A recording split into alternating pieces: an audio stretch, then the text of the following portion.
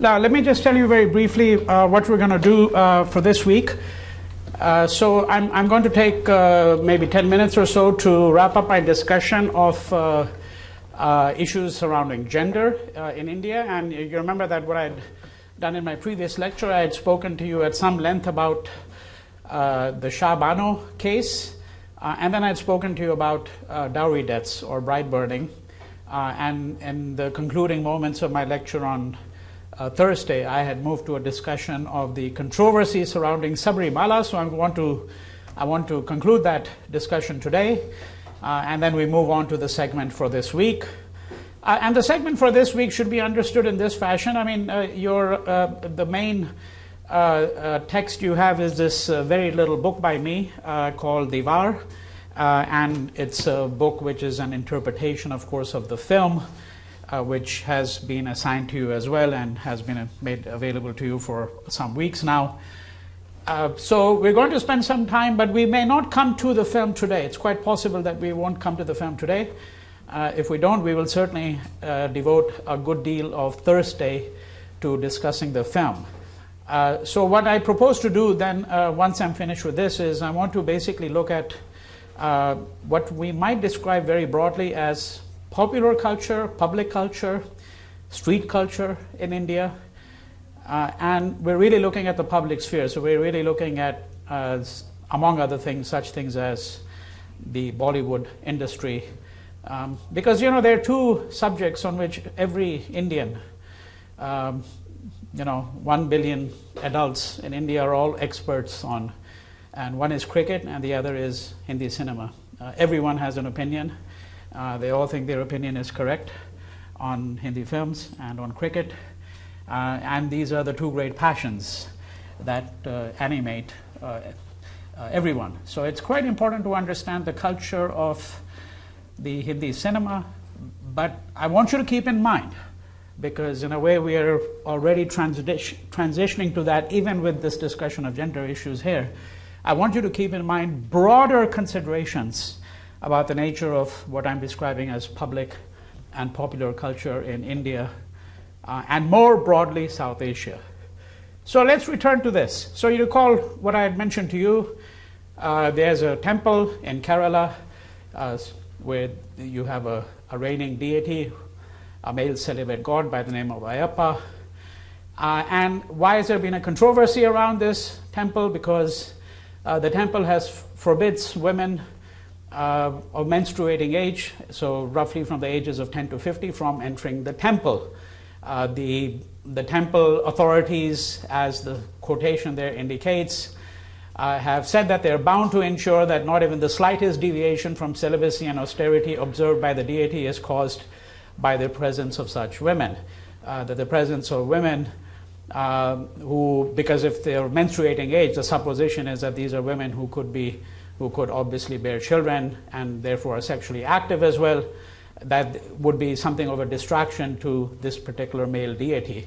And so we had talked about that, and I had also mentioned to you that we have to begin with a wider context, and the wider context is that this temple is located in the state of Kerala, which is a bit of an anomaly in India for reasons that have been discussed before, including the fact that it has a high literacy rate, even among women, a very high literacy rate among women. It even has traditions of matrilineal. It has a high female-male ratio, unlike most other states in India. Right. So if that's the case, then you would think that women, particularly in the state of Kerala, had a different status than women in, let's say, the northern states of UP, Bihar, or the states of central India.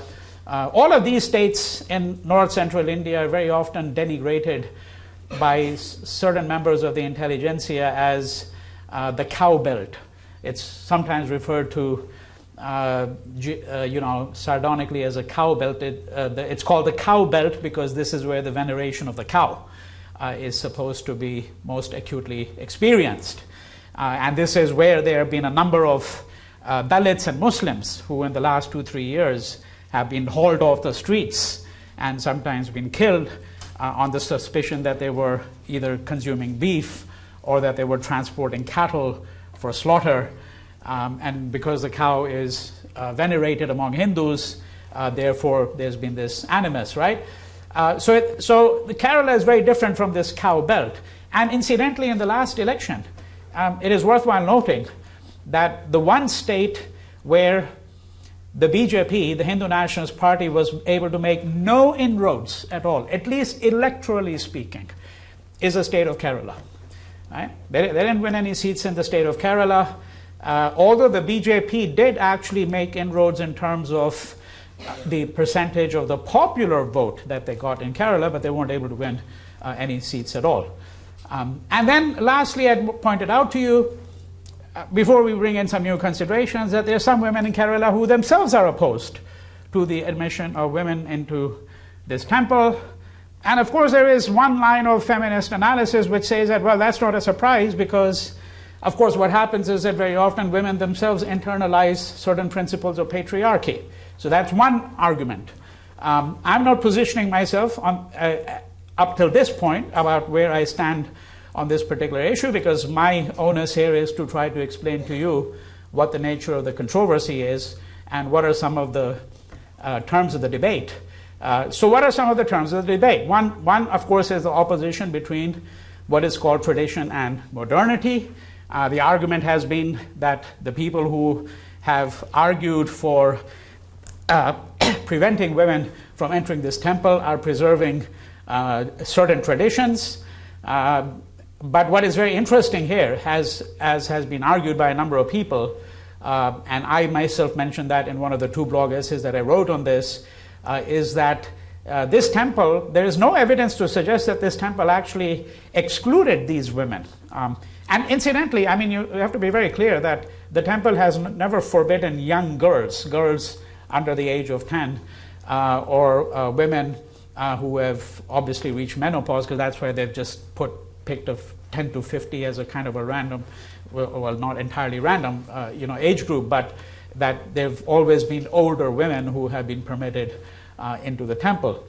But there is plenty of evidence to suggest, and there have been a number of court cases in preceding years over the course of the last 3-4 decades. I'm not talking about Supreme Court, because this is the first time that the whole controversy over Sabrimala came to the Supreme Court, but the Kerala High Court, there had been a case going back a couple of decades where the court itself declared that there was plenty of evidence to suggest that women of all ages had at some point been able to make their way into the temple. Not an overwhelming number, but that there was on record the fact that some women had been able to do that.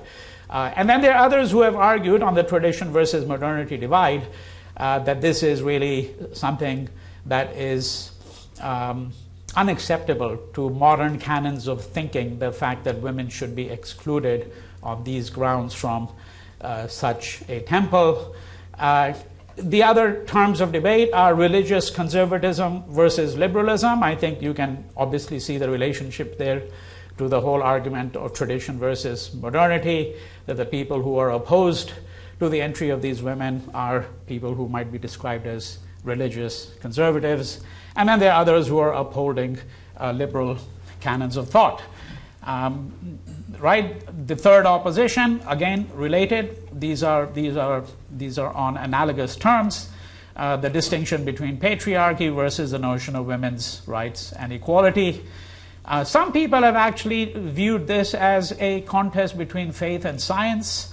I don't think that those are really the terms on which one could possibly actually really debate this.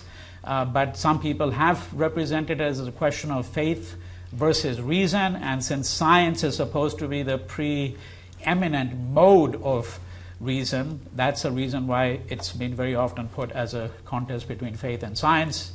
And then some people have argued that we should think about what the religious customs are. Now this is something that we have to think about a little bit, I'm going to argue to you, versus the idea of the law of the land.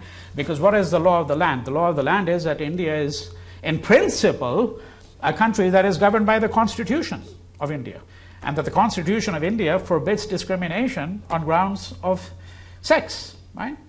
And if that's the case, then this temple simply cannot exclude women because those are the grounds on which they're being excluded. That would be very simply put, the law of the land. And then there are others who've argued that there are religious customs, and more broadly, the reason I put religious in parentheses is because these advocates of this point of view are really speaking about customary worldviews.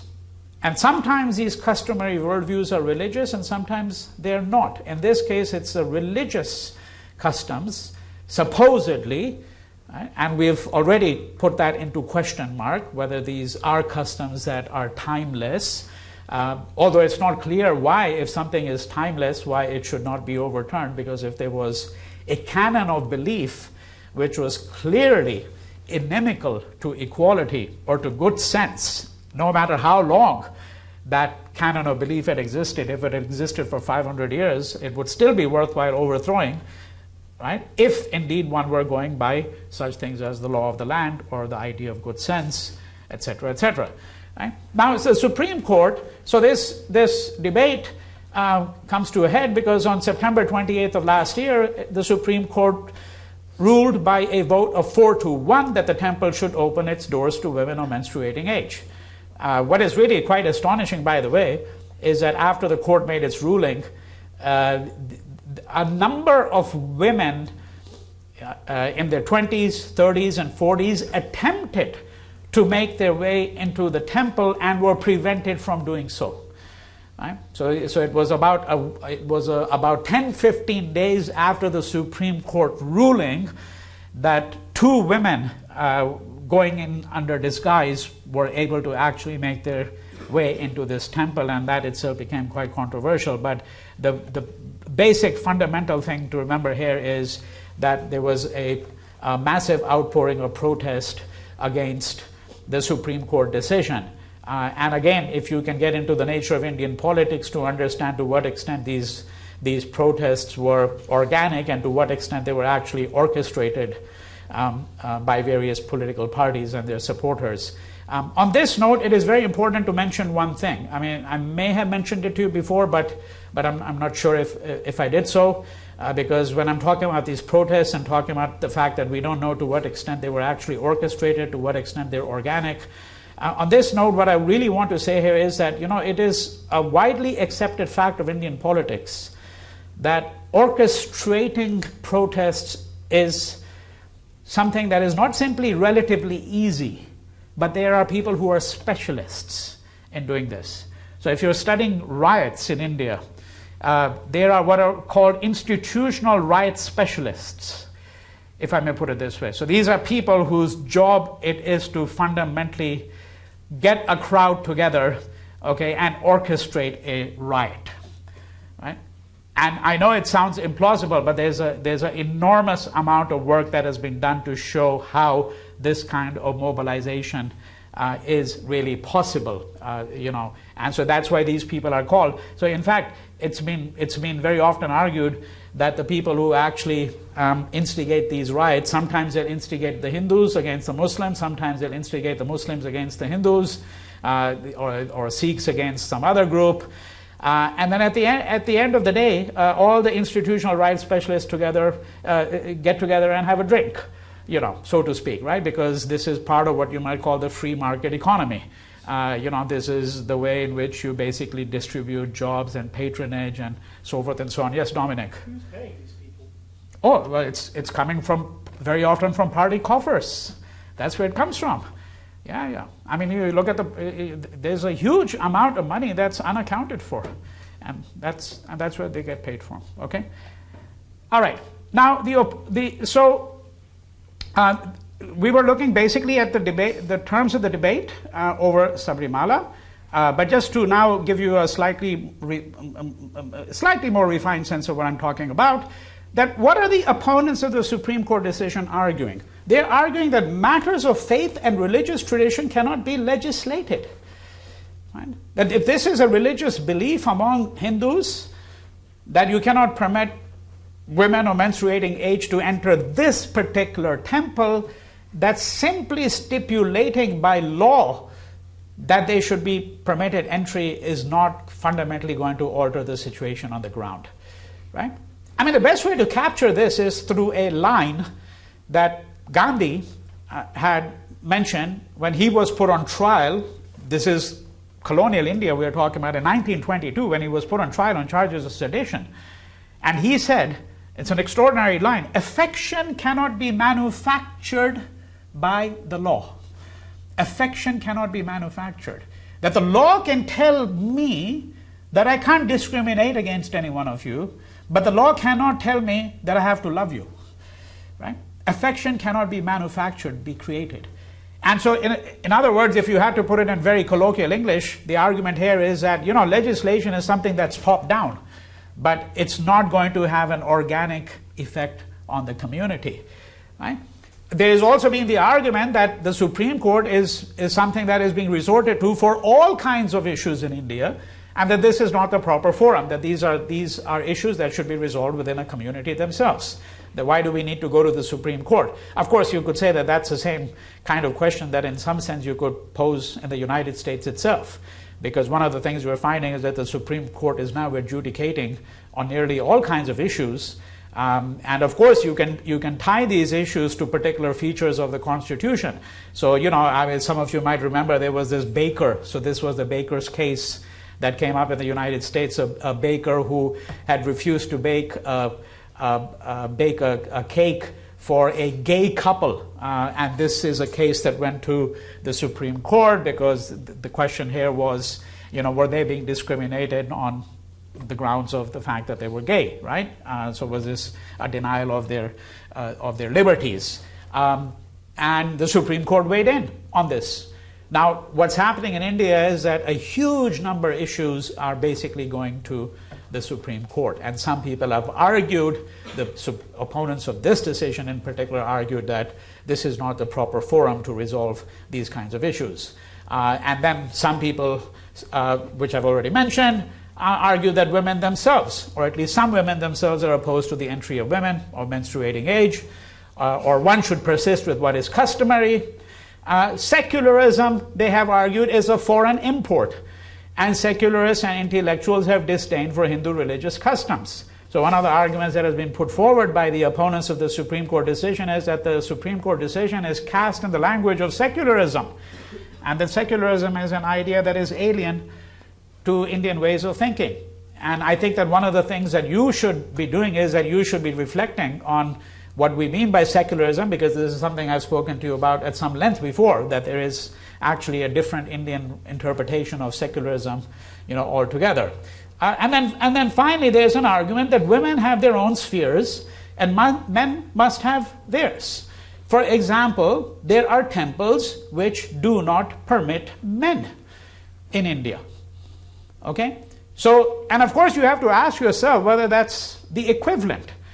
And many of you might think to yourself, well, it is. If there are temples that don't permit women and there are temples that don't permit men, what is really the difference? Right? And I think the difference, of course, is that, for example, in the United States, you don't really have men's colleges anymore, but you still have some women's colleges. And then in order to understand why that's the case, the so-called Seven Sisters, for example, as they're called, the 7 colleges in New England, which are all women's colleges, Sarah Lawrence, colleges like those, Mount Holyoke. Why are there still women's colleges? Right? There are virtually no institutions of education now which are only open to men. Of course, they used to be only for men. Harvard, Yale, Princeton were only open to men for a very long period of time. Right? And we know that there is a difference.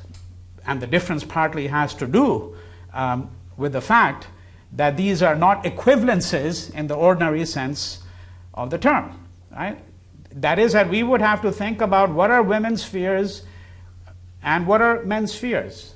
And are they exclusionary in the same way, with the same consequences? Right? Or do they seek to preserve a certain kind of autonomy for different reasons? And as an illustration of a temple that does not permit men, I can't vouch for this as a fact, but this is what I've read in the literature, that there are these temples. So here's this temple, which is a temple called Athuka Temple, where men are, as I said, allegedly denied entry. It is a site of the largest gathering of women in the world. And now I'm going to mention a little fact which will take us into the rest of this week and next week as well. because this is a certain kind of Indian anxiety. This temple mentions that it has received a certificate from the Guinness Book of Records for having the largest gathering of women in the world. Okay, you know that there have been over 2.5 million women gathered at that temple at one single instant. All right, and here's the Guinness Book of Certificate. Now this is very interesting. The Hindu temple in the internet age, you know, it has to validate itself by projecting a Guinness Book of Certificates that it's now recognized. It's very interesting, you know, because it tells you something about the anxiety. And when we get into week 10, we're going to look at this a little bit more. What are some of the anxieties of the Indian middle class? So you can read that very clearly. It says the largest annual gathering of women achieved by 2.5 million women in an event organized by this particular temple, and explains, you know, if you look over here it's more ambivalent, because the language suggests that women are not the only devotees. It says that the Atukal Bhagwati temple, one of the ancient temples of South India, is popularly described as Sabrimala of the women, as women form the major portion. So the major portion would seem to suggest that there are men who have been devotees as well. Which men have been excluded and why would not be clear from this. But in any case, the argument here is that one needs to understand that there are different spheres of life, sometimes for men and women. All right. Now, the supporters of the Supreme Court decision have suggested that law ought to be deployed as an instrument of social change. In fact, that's one of the functions of law from this point of view. And they have applauded this decision on the grounds that it constitutes an affirmation of the Constitution's Declaration of Equality of the Sexes, and because of the affirmation of the individual right to worship. And then, you know, there are the standard liberal arguments that this ban on these women demeans them, shames them, and makes difficult public discussions of menstruation. And I think it is important to understand that it is not religious mobilization alone, I would argue, and these supporters, I think, are saying that, and I think that this is a powerful argument, that they're saying it is not just religious mobilization alone that is at stake here, that the people who are opposed to the entry of women are not just simply showing their capacity for religious mobilization, but rather that this is an attempt at the consolidation of social conservatism. Right? And that's, I think, an important distinction, because the argument here is that if you view this separately from everything else, that one cannot understand the larger forces which are all gravitating towards this consolidation of social conservatism. For instance, one of these elements of social conservatism is to take women out of the labor market. One of the things I mentioned to you in the preceding weeks is that the percentage of women in India in the labor market is remarkably low. In all of South Asia, it's remarkably low. And particularly when you get to upper middle class families, you know, I'm talking about those who are really the upper crust, it's very, very low. You do find women in the middle classes because, for example, in India, what you find is that the number of women who would take to engineering degrees, for example, is remarkably high. I mean, it's astonishingly high in comparison to the United States, where engineering is overwhelmingly dominated by men. Okay, right? But in India, you find that having women go into STEM subjects, for example, is not uncommon at all. But the interesting thing is that is really among what you would call the middle class. Now, when you get to the lower crust and then when you get to the upper crust, and particularly the upper crust, then you find that the women in the labor market have virtually disappeared. And the women, of course, at the lower end are a part of the labor market, but this is largely unorganized labor, as I've pointed out to you before. All right? So this social conservatism, I'm saying that the supporters of the Supreme Court decision are saying that this is not simply an illustration of how the Hindu Nationalist Party, for example, might be able to mobilize people. It is an instance of the consolidation of social conservatism. That's what they're really saying. It's both. All right? And of course, one of the things that I've argued is that look, I mean, you know, if you look at the whole Sabrimala case, I think what is also extremely pertinent here is that there are certain subjects that people feel extremely uncomfortable talking about. Right? And I think the Sabrimala case, that, you know, the whole issue of menstruation is one that really was, in a sense, what was really key to it, because we would have to understand how we think of something like menstruation. And there's actually a whole body of what you might call political work, which essentially argues that this cannot simply be viewed as a biological fact of life for women, but that there are all kinds of political and cultural consequences. So one of the arguments that I advanced is that actually you can view it as a kind of a sex strike. Okay, that because in most cultures women may not have the liberty to refuse the sexual advances of husbands or partners or boyfriends or whatever the case might be, that this becomes a way for them to say, this is this 5-day period when, you know, we're off limits for you. Right? And this is one of the reasons why there is an anxiety among men, because that is a period of autonomy for women, in a way. So in other words, I think that what we would have to do is that, you know, when you see a phenomenon of this kind, you still have to do some work of interpretation to understand what the politics of this might be. All right? But these three cases that I've given you are meant to illustrate the nature of the debates and discussions in India over gender. I want to conclude my discussion with this slide over here. This is a slide which shows something quite different, and what it shows is, you know, when India launched a satellite, I spoke about that some months ago. All right. Now, a substantial number of research scientists in India, okay, especially in an organization such as ISRO. ISRO is ISRO, that's the acronym, Indian Space Research Organization, are women.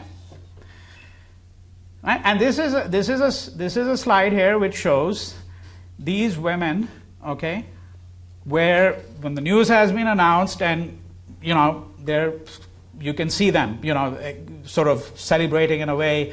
People got their thumbs up. But what it really shows is, of course, the fact that, as I said, it's a complicated picture.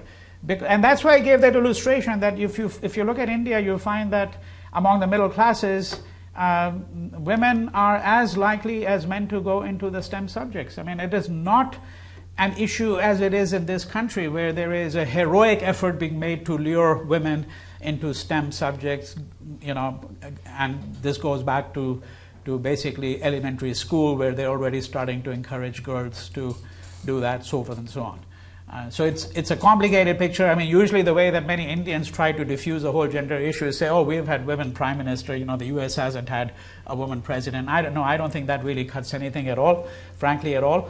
But I think what is more interesting is if you look at, for example, patterns of education, then you find certain complexities that one would have to begin to explain. All right? Now, I'm going to move to the new segment, and we're not going to have a PowerPoint for that at all, because I'm basically going to talk to you about certain elements of what I've described as popular culture, public culture, street culture in India. Okay? Let me begin with a number of wider observations. Then I want to move to a theoretical angle, and from there I'm going to then move to another set of observations before we start looking at Hindi cinema in particular. All right?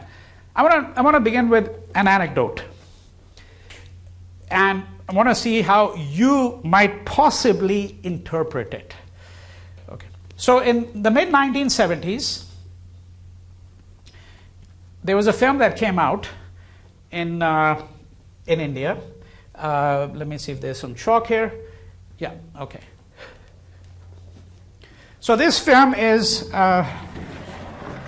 called Jai Santoshi Ma. I do not recommend that you watch it. Please don't watch it because it's a dreadful film.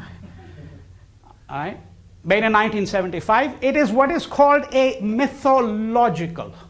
So, you know, there's a genre of Hindi cinema known as mythologicals.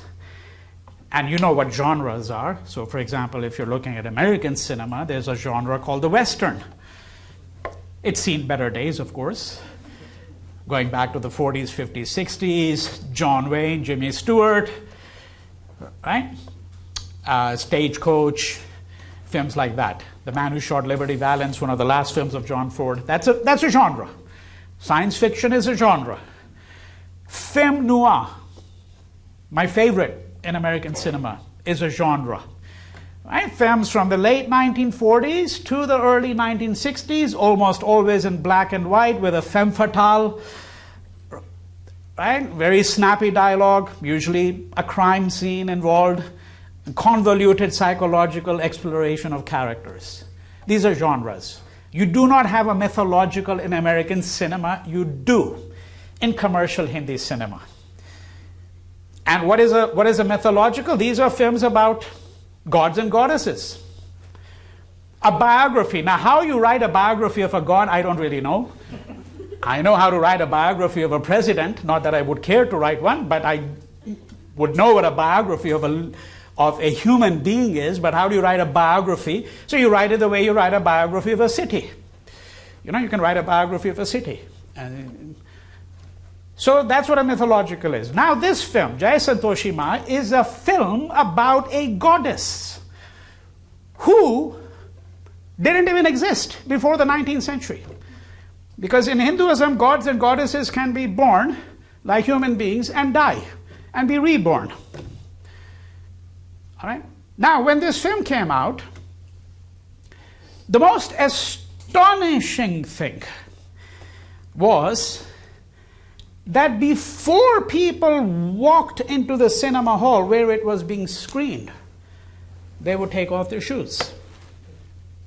You didn't do that for any other film. For example, Diwar, which is a film that's been assigned to you, I watched it on the big screen when it came out. I remember my first viewing of that. I wasn't interpreting the film at that point. I was in my teens. Right?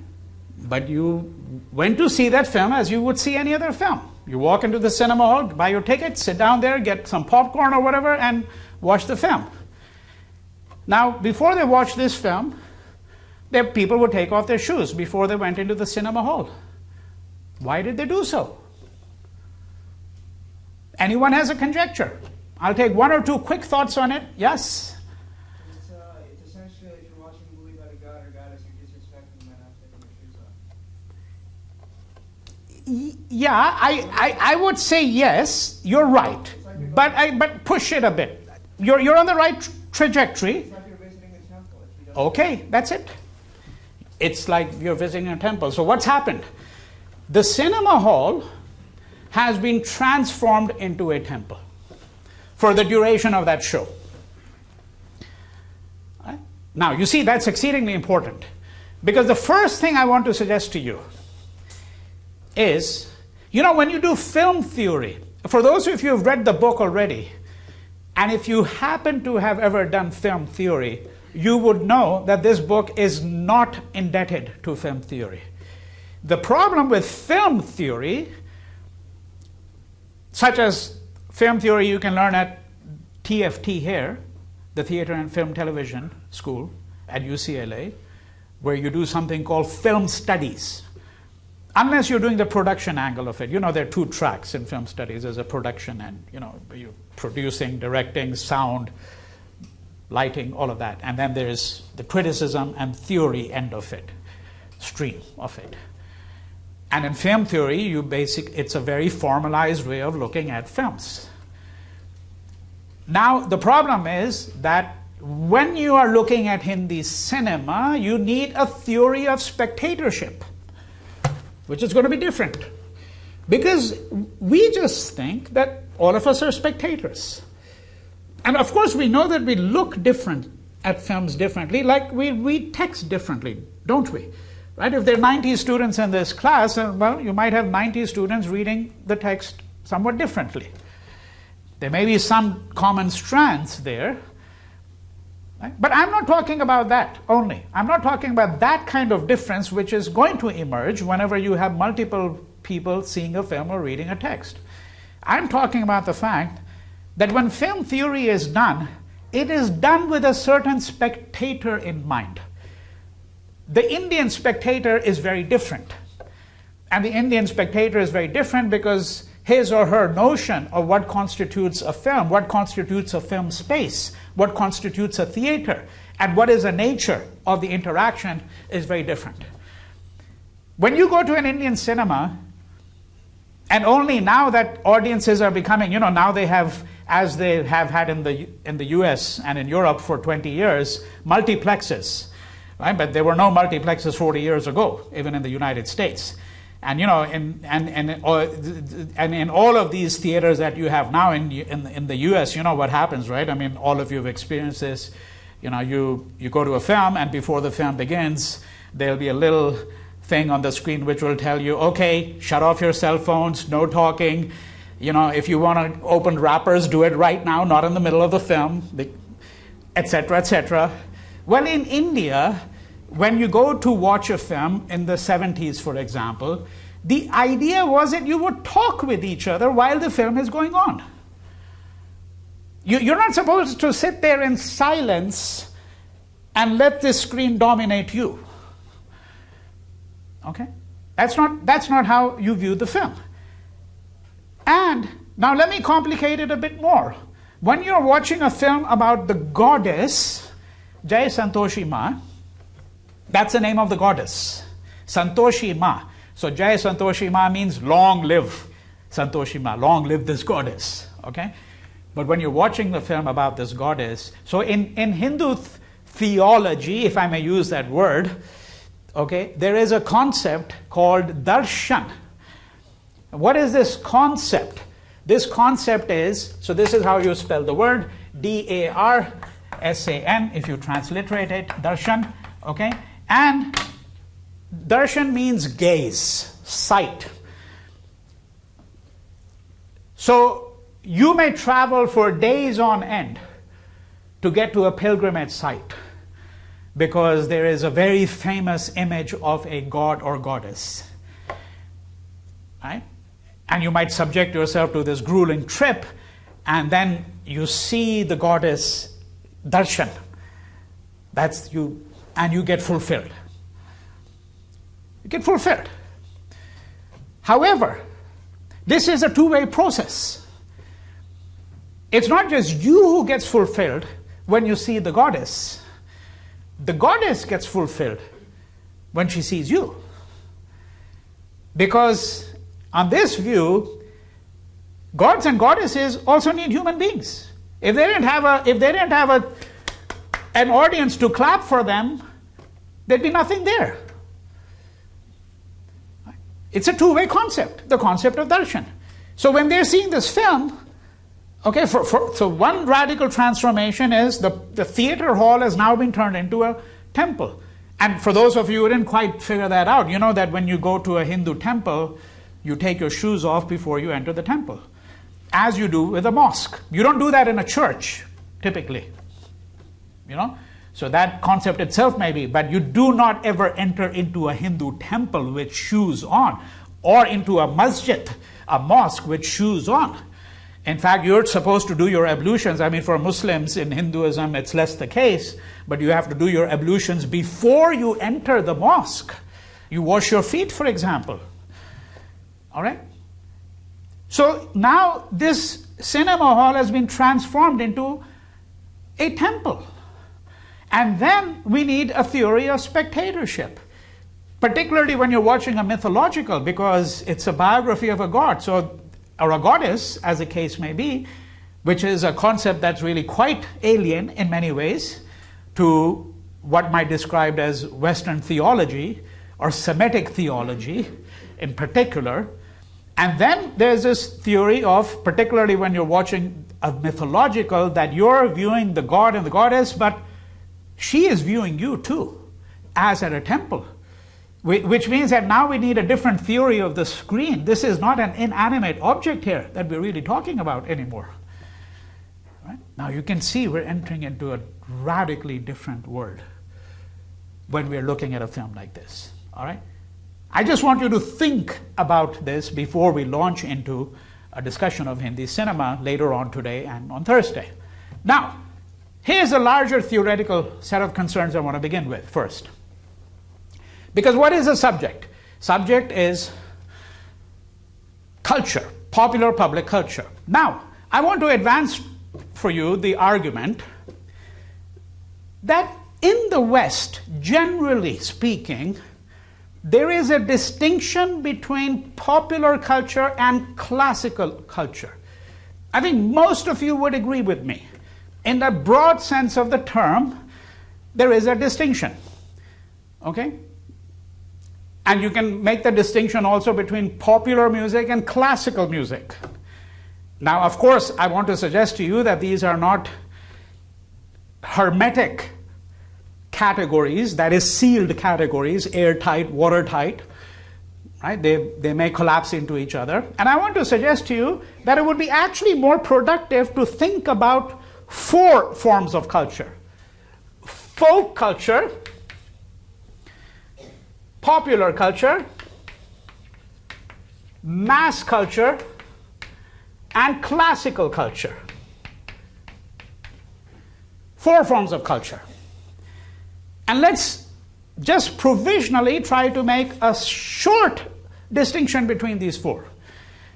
With the recognition, as I've already, with the proviso that there may be instances where one could actually collapse one category into the other.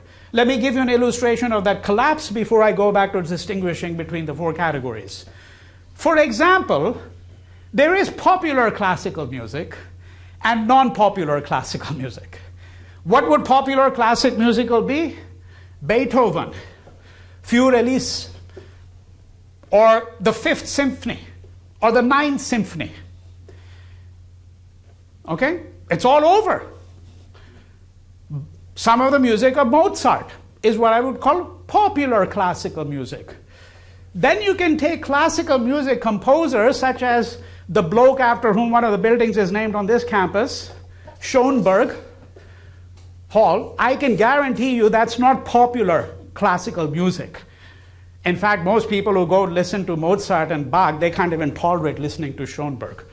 You know. Or let's say Pierre Boulez, a French composer, or Messiaen, another French composer, fantastic French composer, but I mean, you really have to know classical music. That's classical music, so to speak. That's not popular classical music.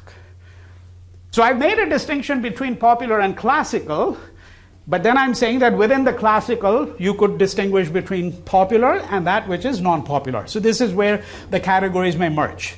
What is the distinction between these 4?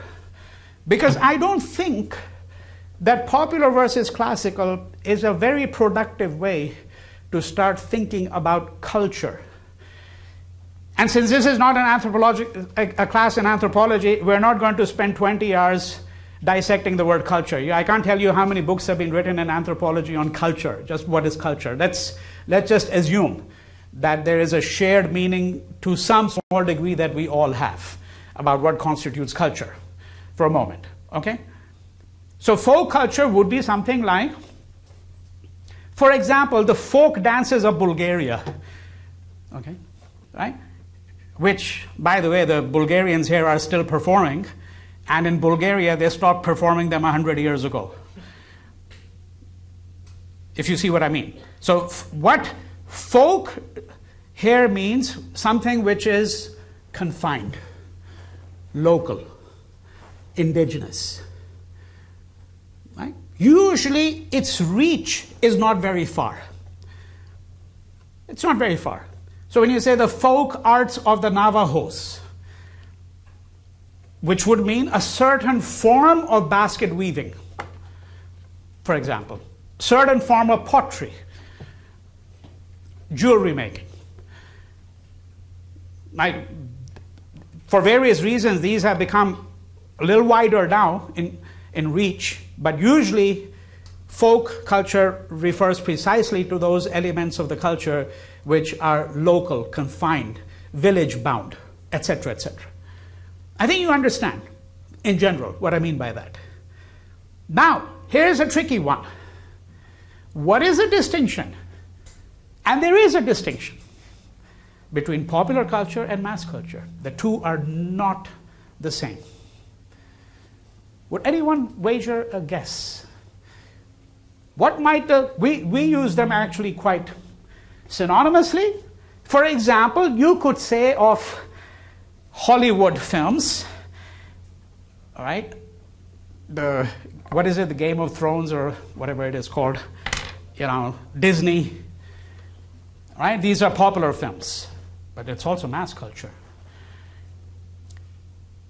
So there we can use both terms, but the two are not the same. And why are they not the same? Because you have to think of a moment, and then I'll get to you in a second. You have to think about those forms of culture which are popular culture but are not mass culture. But there is no mass culture which is not popular. All forms of mass culture are popular culture, but not all forms of popular culture are mass culture. But of course that still doesn't tell us what makes mass culture, right? Yes? So I think the difference is that popular culture is something that you take more of an active interest in, like at the spur of the moment, while mass culture is you have a vague understanding of it and it's in the collective psyche. Yeah, I'm not sure I would go by it, but I think you have an interesting argument. I think that might be one way to look at it. There is a more specific way in which we can immediately pinpoint the difference without even having to do much work of interpretation, actually. Okay, so and I'm looking for that before we move on to the next layer of thought. Yes. I'm going to kind of use like a movie analogy. Yeah. Mass culture would be like something like the Western or like the superhero movie, which has a lasting impact. While yeah. popular culture is, I mean something more in the moment, like the Titanic, which is extremely popular for a short amount of time, and then just kind of like carry on. Yeah. So I think your answer is kind of verging on his. Okay. I'll take one more. Yeah. I think popular culture has many different subsets for different interest groups and for different categories of people, whereas mass culture tries to appeal to everyone, and that's why it has such a huge part of our society. Okay, so mass has a wider reach, in a way. So what makes possible that wider reach? There was always popular culture, I want to argue. That should give you a little clue. Popular culture always was there. No matter which age, which generation, which country you're talking about, every country has had its popular culture. Okay, but mass culture is relatively recent. Okay, I'll take your answer too. Yeah, but this will be the last one. Yeah. Is it more of a global identity or like a more complicated, like say, Yes, but how does it become global? Without having told me. No, no more, because then we'll keep on going on. The fundamental thing about mass culture is the idea of mechanical reproduction. There's a classic essay by Walter Benjamin, The Work of Art in the Age of Mechanical Reproduction. That's what it's about. You see, mass culture can only become mass through mechanical reproduction. The Beatles could not have become the Beatles without that technology that made it possible for that recording in the studio to be replicated all over the world. That's mass culture. You've always had popular culture. Now I'll give you an instant illustration of the difference between popular and mass culture in concrete terms. Right? And for those of you who are South Asian, you would know this. The others may not recognize the resonance of it, but let me give it to you. In South Asia, kite flying has been very common. And when I was growing up, it was very common. You went to your rooftop, because in India, the rooftops tend to be flat, except in some places where there's a huge amount of rain, and you may have sloping roofs like you do here in the US, but generally it's flat roofs. You go on the top of your roof and you fly these kites. And these are not these fancy $50 kites you find here. These are paper kites, which you get for a pittance, okay? And in the kite flying season, everyone was up there. It's fantastic. And then you try to cut each other's kites, okay? That's popular culture, but it's not mass culture. Mass culture is Hindi cinema, because it's mechanical reproduction.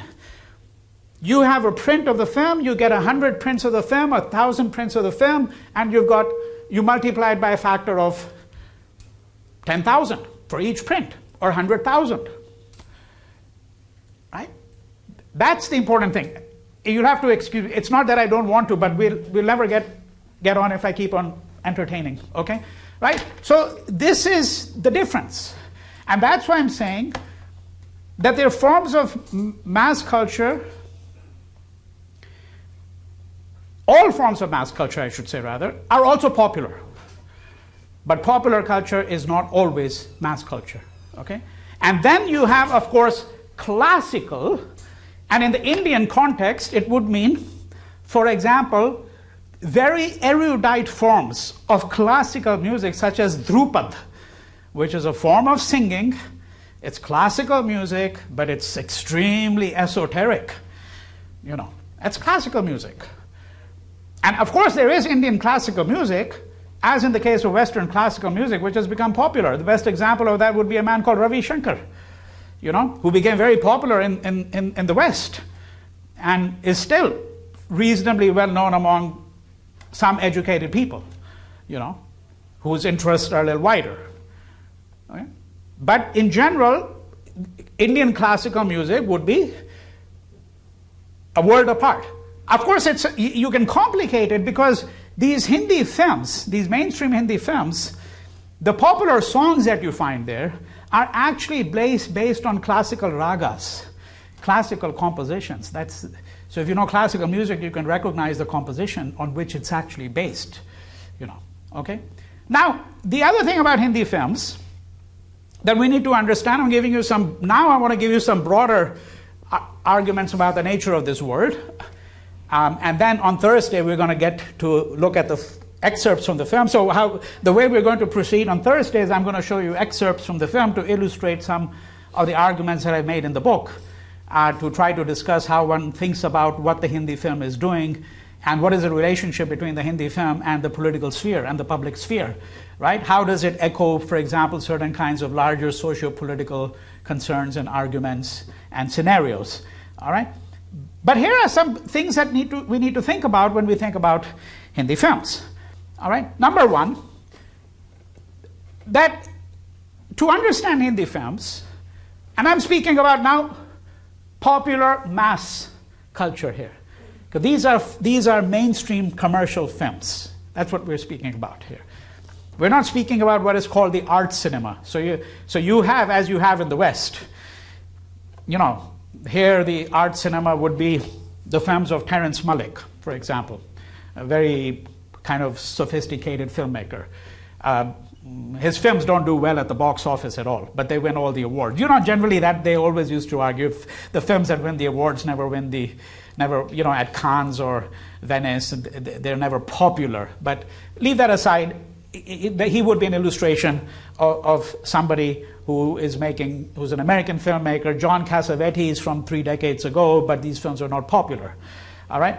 Now, I'm speaking about these mainstream Hindi films. Number one, think about them the way in which you think about folk tales.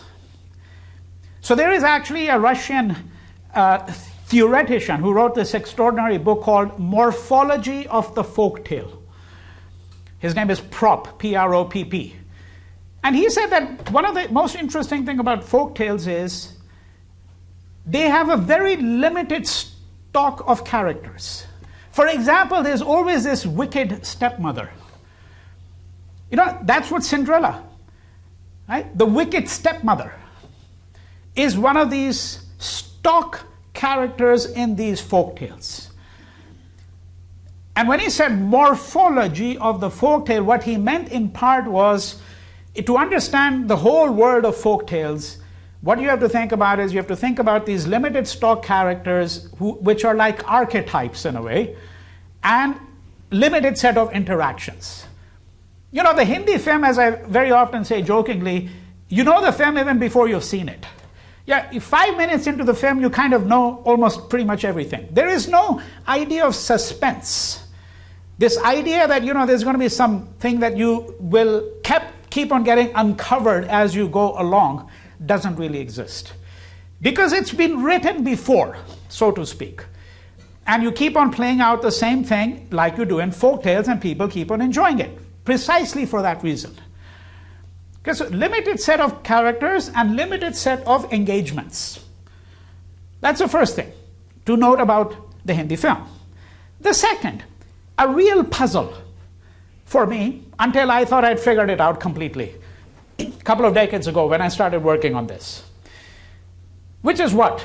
An extraordinary number of films, really huge number of films, which are based on two related themes. One of them is two brothers or two sisters, sometimes it's three. To introduce a little variation, there may be three brothers. But usually it's two. So there's this film called Amar, Akbar, Anthony. You know, if you're real aficionados of commercial Hindi cinema, you'd immediately recognize this film, Amar, Akbar, Anthony. So this was a film that was also attempting to introduce national integration.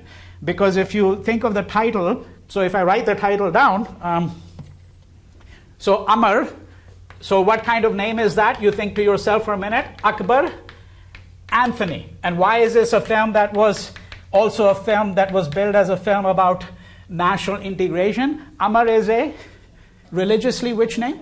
Hindu name. Akbar, Muslim. Anthony, Christian. You know? So we are all bhai, all brothers, right? Amar, Akbar, Anthony, national integration. Now what happens in this film? These three brothers, they get separated. Right? So the Hindi films love this theme. You know, lost and found. As they call it, lost and found department. You know, you lose something, you just call them up and bang, you know, hopefully it's there. So this is the lost and found department of Hindi cinema. You know, Amar, Akbar, Anthony, three brothers, part company for some reason, some calamity in the beginning, and then at the end, through the most bizarre set of circumstances. Don't expect logic, because the Hindi film doesn't work in the world of logos. It works in the world of mythos. Mythos, the world of myth, not the world of logos, reason. Okay? But that doesn't mean it's an escape fantasy. That's the biggest flaw in the reading. The sociologists will tell you, oh, every Hindi film is a fantasy film because people's lives are so tough. That's why all these films are about these people living in these luxurious villas, soaking in bathtubs and drinking champagne. And, you know, in real life, what are 90% Indians doing? You know, no 2 meals a day, wretched living conditions. So, you know, you don't want to see that on the cinema. You don't want to see Italian neo-realist cinema in India. You know, lives of the poor. You know what the lives of the poor are, right? You're living one of them. That's the argument of the sociologists, that Hindi film is one mass fantasy. No, it's not just that. The Hindi film operates in the world of mythos rather than logos. That is the world of reason. That's why the narratives will not take the chronological sequence, and that's why things happen by serendipity, by chance all the time. Because of course in Amar, Akbar, Anthony, the three separate, and you know before you've started the film they're going to get together at the end.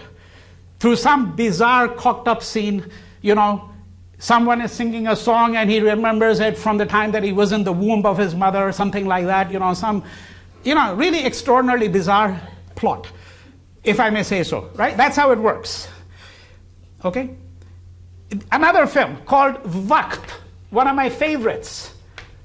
Waqt means time. Kya waqt hai? What time is it?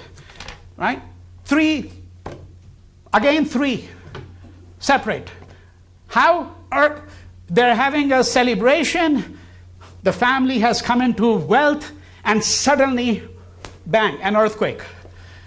And the whole family is, because, it's chaos. The city is destroyed, people are killed, one boy goes scattered here, the other goes there, and then lo and behold, 20 years later, they're all going to catch up with each other. No DNA tests were needed, nothing. You just know it's going to happen. Right? Now, the interesting problem was this. What are these films really about? Why this separation? Two brothers, now Diwar. Some of you already know because you've read the book or seen the film or done both, hopefully. Two brothers, right? And one becomes the cop, the other is a smuggler. And of course, it had to be this cop who was going to catch this smuggler. There are 500,000 cops in India, but it had to be this cop who was going to be charged with getting this smuggler, right? One bad guy, one good guy, you could say. But two brothers. It's not just bad guy and good guy. They're brothers. Now, you see, one of the things that happens in the Hindi film, unlike in Hollywood, where you have a tradition of characters who are schizophrenic. I'm not saying every film has it, but there are lots of films where you have people with split personality. Hindi film, very rare. Because what's happened? What Hollywood has done, Hollywood, as Bollywood does, both understands that there is a good and the bad within everyone. Within everyone. What Bollywood, commercial Hindi cinema does is it projects this outwards as two people who are related to each other. They're both parts of your split self. Hollywood introjects it. It creates the split personality, the schizophrenic personality. And you see this in countless number of Hindi films, countless number of Hindi films. Okay? So that's one argument. Here's a second argument about these scenarios I'm describing, right? Separation on the one hand, and then the two, split, but going as two separate characters. Or the double, if you want to call it. But the double has a distinct tradition in cinema all over the world. So that's why I want to leave that out for a moment. What's the other theory? Well, one of the things I was puzzling about, that the puzzle that I told you I finally worked out, I thought, when I started studying in cinema quite seriously, which was really quite a torture because a lot of these films are so bad, it's very difficult to sit through them, particularly with a notebook and, jotting down. My mother would say, "You're insane, you really are. I mean, who takes notes while watching a Hindi film? It's pretty transparent what's happening." I said, no, it's not transparent at all. You have to try to figure out what's really going on. Right? So the question here was that if you look at the partition of India, it was a calamity. By the way, this is, the Waqt is, I'm arguing, you will now begin to understand, it is a displaced partition film. In fact, all of these films, thousands of films with these people separating, okay, are all films which are displaced narratives about the partition. See, the puzzle for me was that unlike in the West, where, for example, let's say 1940s, same time period, partition is 1947. When was the Holocaust? 40s. Right? So the so-called final solution, 41, 42 to at the end of the war, 45. Now, there is a mountain of literature on the Holocaust. I mean, it's humongous. It's an industry. I mean, they're already like 10,000 memoirs with still more coming out. And, 50,000 scholarly books. An endless number of films. And it's not stopping anytime soon. 20 years ago, when I started getting interested in the partition, I found to my surprise there was hardly anything. I mean, there was this odd film here and there, one odd novel, some short stories, nothing. In comparison, given the enormity of what had happened in the partition, I mean, 1 million people killed over a period of 5-6 months. 15 million displaced, which is equivalent to the Holocaust in terms of sheer numbers of just displaced. Of course, I know the casualty count in the Holocaust, and I'm not comparing the two, and from that standpoint is much greater than the partition. But the thing was that the people were thinking, writing, reflecting about the Holocaust. So unless we came to the conclusion that Indians do not have the analytical faculty to think about the partition, then the question was, well, maybe they're reworking these themes in a different way. They don't want to do it as explicitly. Now, my argument is that a film like Waqt is, in fact, a partition narrative. It's a film about displacement. Okay? These were all films about the idea of displacement. Of course, a displacement could also be on account of other reasons, such as a movement from the village to the city, which you find in Diwar. Right? If you've seen the film, you know exactly what I mean. It begins in the small town setting, and then there's this beautiful shot. Look at the calendar on the wall. Marine Drive, a picture of Marine Drive, one of the main thoroughfares in Bombay, which defines the landscape, and it becomes Bombay, right? And then you see Shumitra with her 2 boys. She's migrated from the small town because life has become miserable for them there, right? Particularly after he has the tattoo on his arm. Right? So the migration, so that is, of course, one of the great themes of post-1947 Indian history, is the migration from the rural areas to the urban areas. But, and Diwar I would not put in that partition narrative there, in that sense, but a film like Waqt, and there were thousands of such films, that's what I'm saying to you, that these films were actually working out in a different way the trauma of partition. So one of the most interesting things about the Hindi film is its use of the idea of displacement. By the way, displacement is a category, psychoanalytic category used by Freud. I'm not using it in the precise technical sense in which Freud is using it. He talks about it in a book called The Interpretation of Dreams. But I'm using it in the broader sense, derived from there, that sometimes when you cannot talk about subject A directly, you talk about it obliquely. And that B is really a film about A, even though it doesn't seem to be about A. Right? That's how displacement actually really takes place. Okay? Now, another element, which is quite important. So I've talked about the distinction between different forms of culture. I've suggested to you that Bollywood should be placed within the ambit of what is called popular or mass culture. Then I've suggested to you a couple of important themes and the nature of displacement, how the films may be read as partition narratives in a certain way perhaps, displaced partition narratives.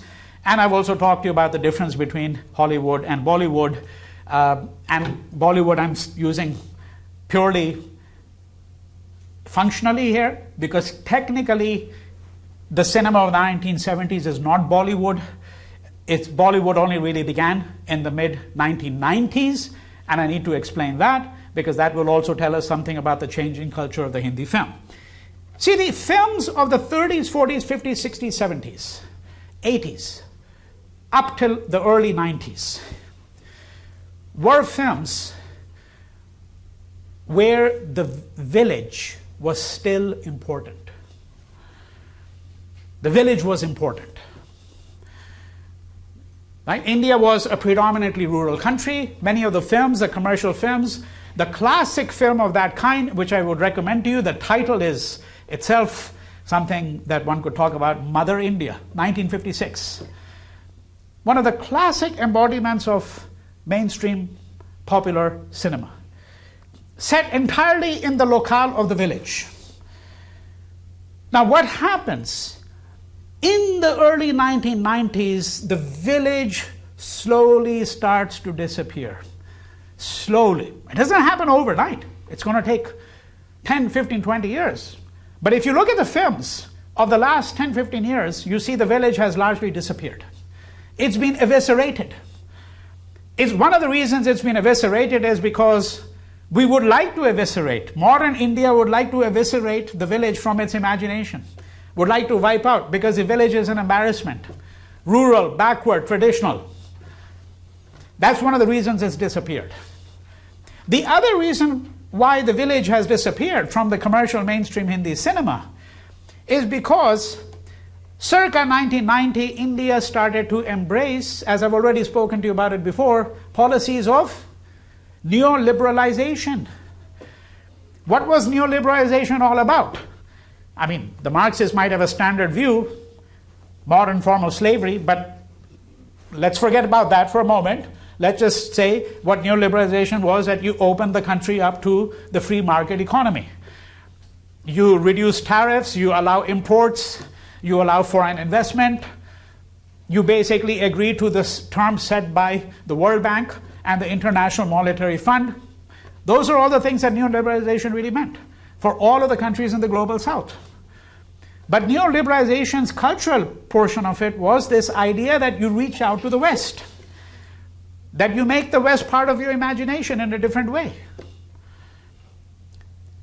So these Hindi films began to change. The village disappears slowly from these films. All right?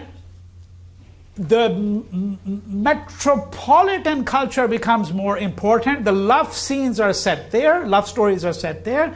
And not only that, for those of you who've seen some Hindi films, you will know that many of the more recent Hindi films, in fact, started to reach out to the Indian diaspora. So now the lover is very often living in New York or London or San Francisco or some such place, you know.